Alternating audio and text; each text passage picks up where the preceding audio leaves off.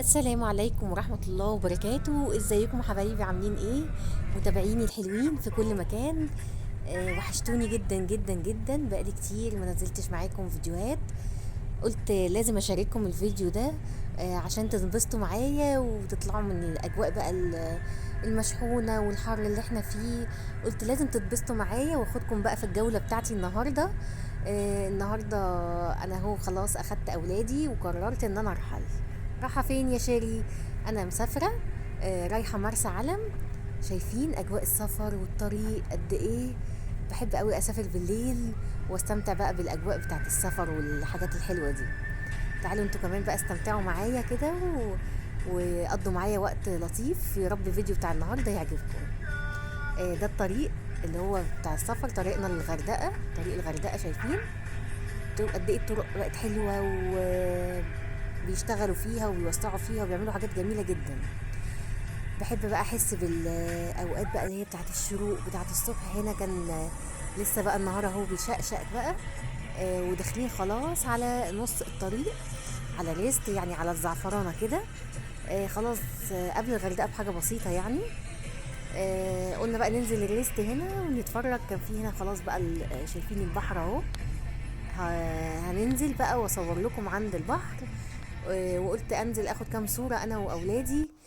ونشم بقى الهوا بتاع البحر والاجواء الحلوة دي، ونتفرج بقى والواحد يعني ايه يعني ينتعش كده وياخد شوية اكسجين كده. يا رب الفيديو يعجبكم والاجواء بتاعتنا تعجبكم. اتفرجوا بقى عليا الفيديوهات الجايه، هصور لكم كمان في المصيف كل حاجه حلوه ان شاء الله. استمتعوا ان شاء الله، تستمتعوا معانا يعني في الفيديوهات اللي جايه. شايفين البحر عامل ازاي؟ تحفه.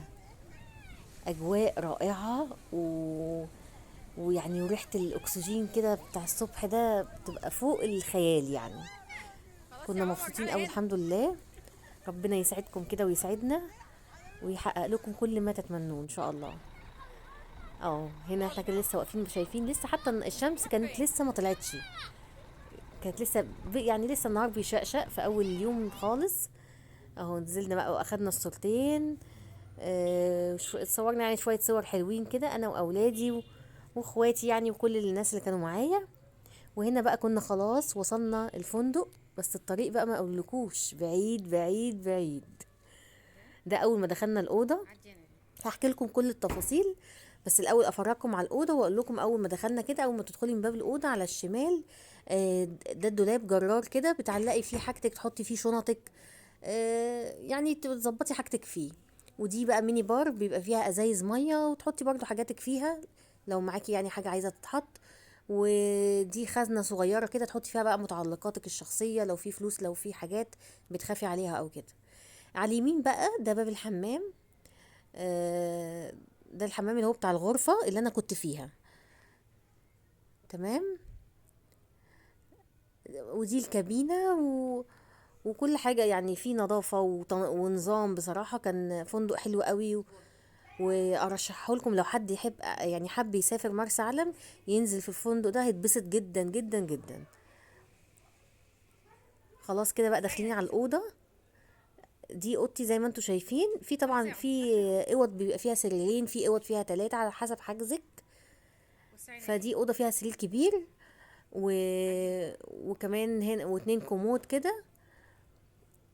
طبعا التكييفات شغالة وكويسة يعني. وده ترابيزة كده باتنين كرسي لو حبيتي تاخدي عليهم الفطار الصبح. وتسريحة كده والتلفزيون على الترابيزة. يعني أوضة كاملة مكملة. ودي كده هنا المراية عشان بقى تظبطي نفسك قبل ما تنزلي. ودي ترابيزة بتحطي عليها ايه الحاجات بتاعتك. أوضة حلوة وواسعة وجميلة جدا بصراحة.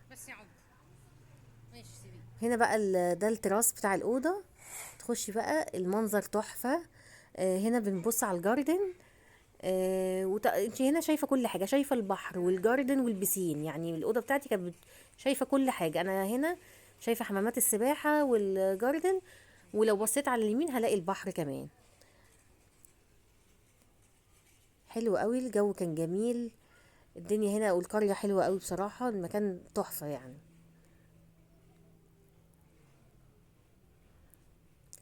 خلصنا بقى وحطينا حاجتنا وقلنا ننزل.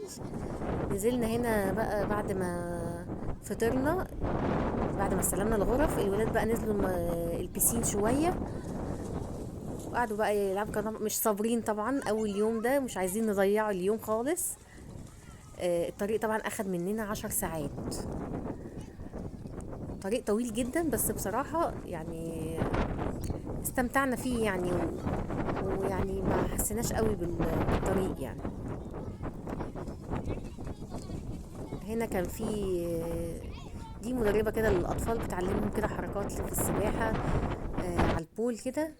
وهنا بقى كنت قاعدة بشرب بقى مخيطو، واللي قاعدين معايا بقى قاعدين، في ناس طالبة قهوة، طالبين أي حاجات تانية يعني. قلنا نقعد بقى ايه جوه كده مطرح، بدل ما نقعد في الشمس بره، لسه برضو الشمس كانت جامدة برضو شوية، فقلنا نقعد جوه يعني هنا. لو الفيديو بتاعي عجبكم ما تنسونيش في اللايك والشير والسبسكرايب، واللي لسه ما اشتركش